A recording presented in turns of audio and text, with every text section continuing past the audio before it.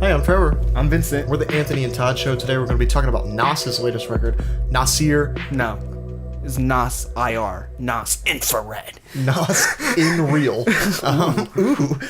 Nas is a rapper of He's just a rapper. many years. He's getting up this there. guy's legendary. His debut album Illmatic from '94. Instant classic. Instant classic. We'll go but down it changed the way that like rap music was made. It was the first big name. Well, it might have been the first real album to have multiple different producers, and that changed the way that people created albums from then on out. Because before that, just one producer per album, but this one had like Large Professor and I don't even remember. But there's like 5 or 6 different producers that worked on this album to create Illmatic to be what it is, and everybody else kind of took the cue and decided to go from there. But that thing also has such like a definite soundscape and time. Like, not that he's able to produce these like this like not he's like actually trying to produce a soundscape, but like it gives me imagery of like New York in like the 90s. Like that's what it reminds me of. It's a time period. It's a really cool like sound painting, like time capsule in a sense. Yeah, and I think that's what is. I find it weird that that's like his lone moment though. Like afterwards, like I've only listened to Illmatic, but like after that, from what I've heard, he had an album called Stillmatic, and he dissed Jay-Z. I think this honestly should have been called Illmatic 2, but like the L's were capitalized. We've talked about this like 20 times, but it should have been called Nas Album Done. Just kidding. So Nas in 2016, has it been that long really? On DJ Khaled's Major Key. I had a track called Nas Album Done. That was 2 years ago. And then there's an Instagram post in 2017 that said Nas Album Almost Done. And now it is actually done. Nas took a break from 2012 until like now. I don't know what he was doing because it wasn't creating this. Yeah, it's like I kind of how would you? This is the most confusing thing about the album. You say it's done.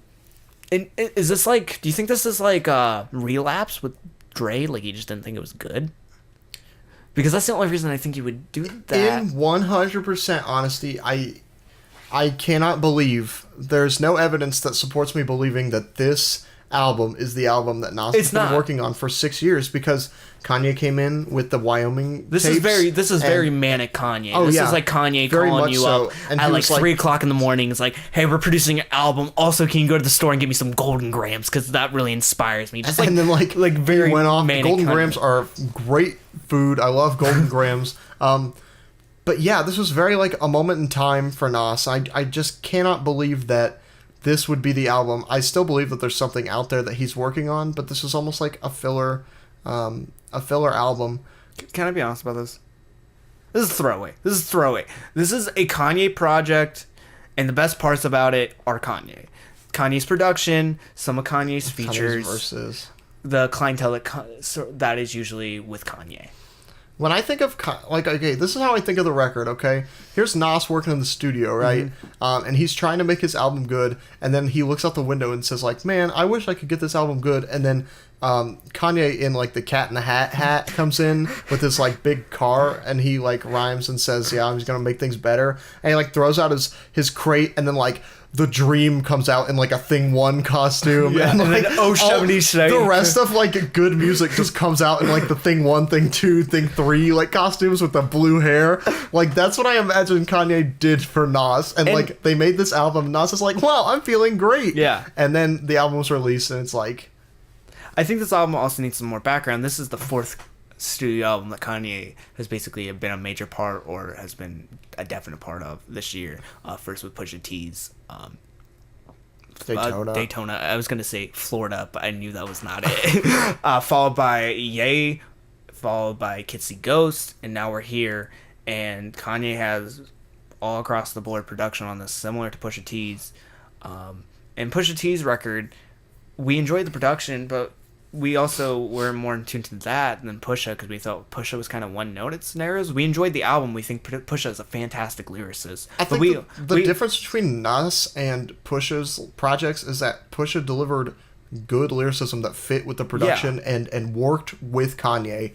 But with Nasir, I'm feeling like Nas literally was just like, Kanye, come make some beats for me and send them via email. Yeah. And then like he just rapped over them, and Kanye was like, whoa, I didn't get my blessing for this.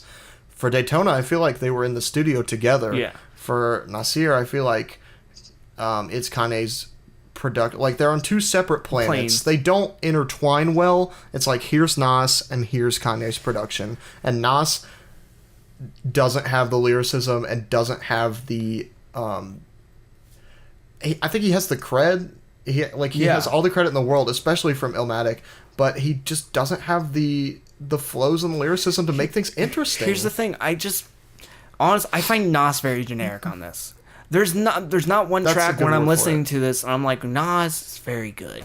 Like, no, it's always like, wow, who put rip-off Jay-Z on this track? Or wow, who put rip-off Sean Kingston on this track? Like, it's just really, I just find him one note. He delivers like the same type of verse. He has nothing interesting to say, and I learn nothing about him in the end. He's like struggling away from the production. Yeah.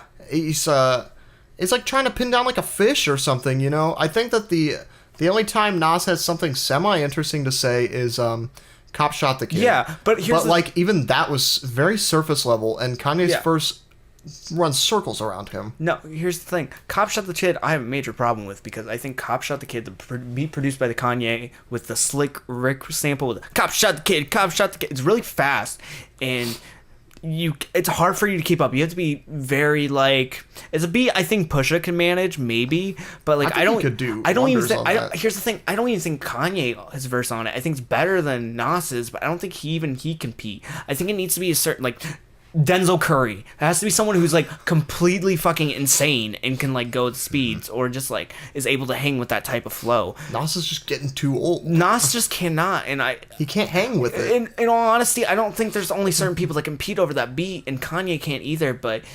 lyrically, it's very flat because we're getting no new ideas. This is like nothing new is being said. It's just like, it's like no shit Sherlock. I hate to say it because I think views matter, but no shit Sherlock. Like he provides nothing new on this topic. Yeah.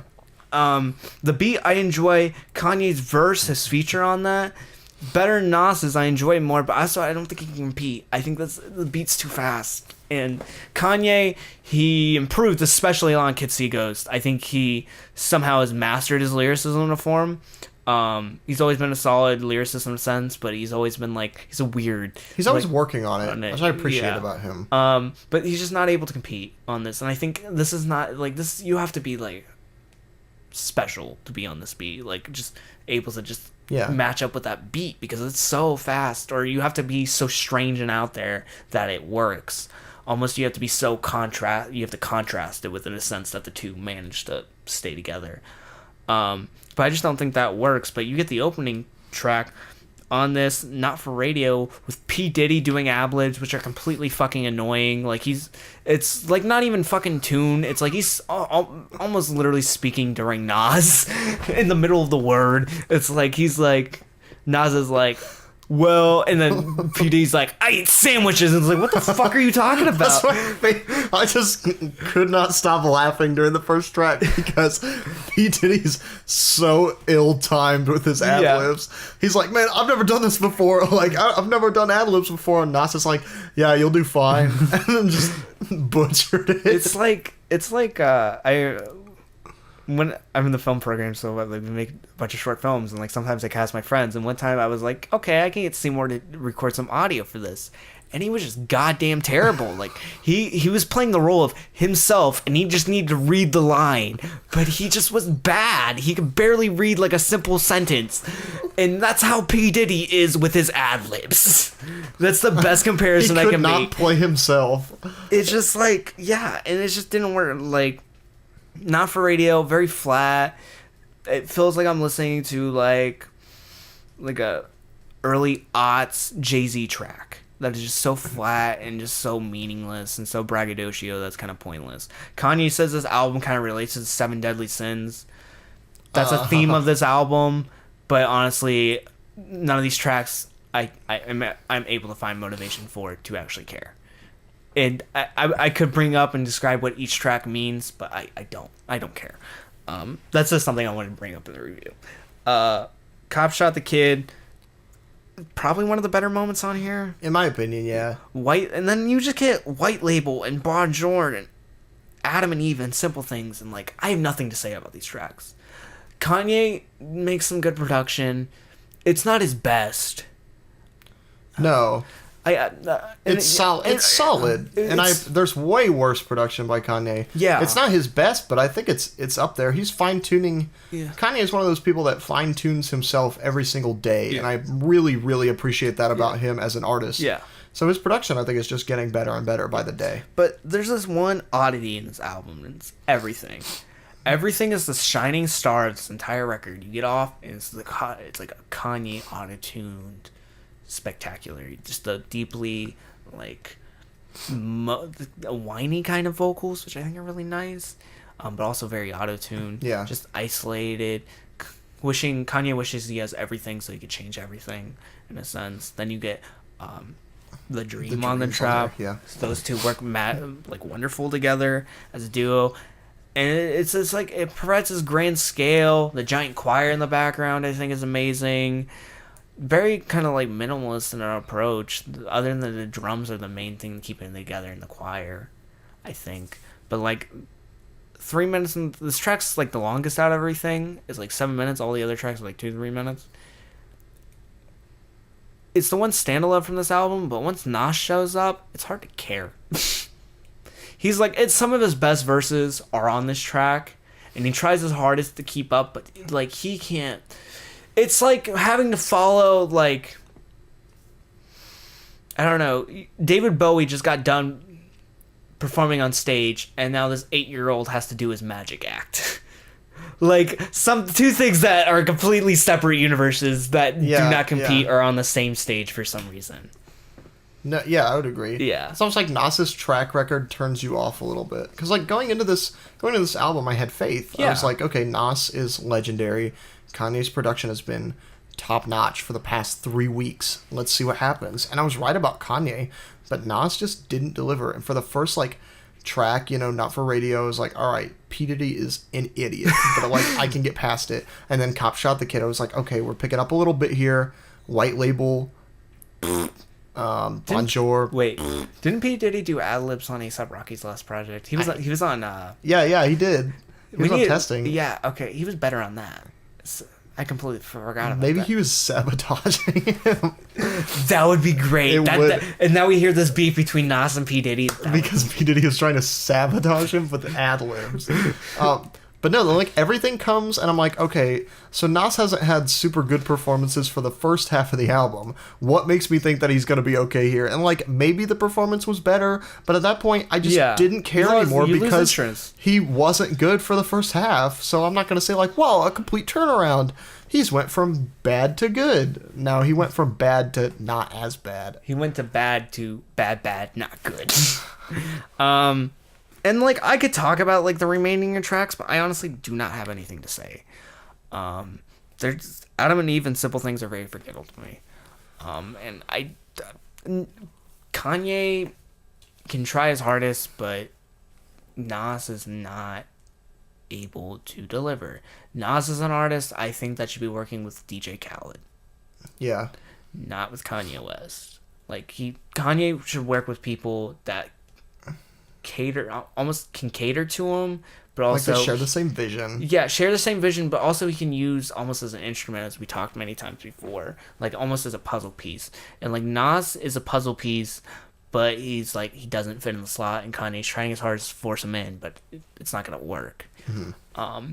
In the end, I just don't know what to rate this, because I do not like this. I'd like a moment of this. I'm gonna be really harsh. I'm feeling a 2. Like, dang. Like, it's like the shorter Culture 2. The Culture 2 abridged, where it's just stir fry.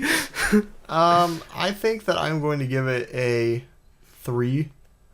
That's appropriate. Sure. I mean, I think that's okay, because I didn't find Nas to be grossly offensively bad.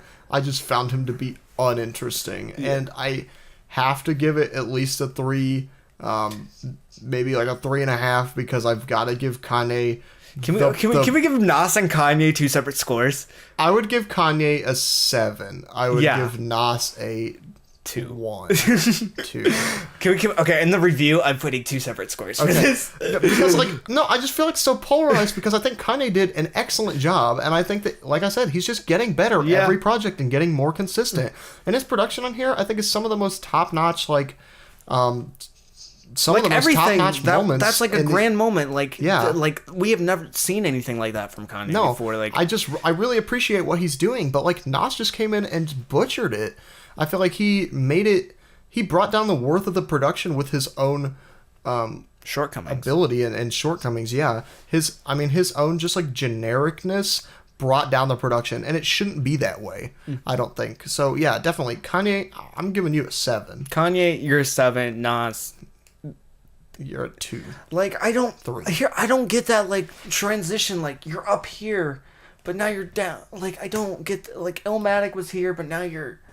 I'm not expecting this to even be on the same level. There's 12 projects in between, though. Yeah, but I'm not expecting here, Illmatic and this. Or this even to be on the same level. I'm expecting either this or even if you improved something.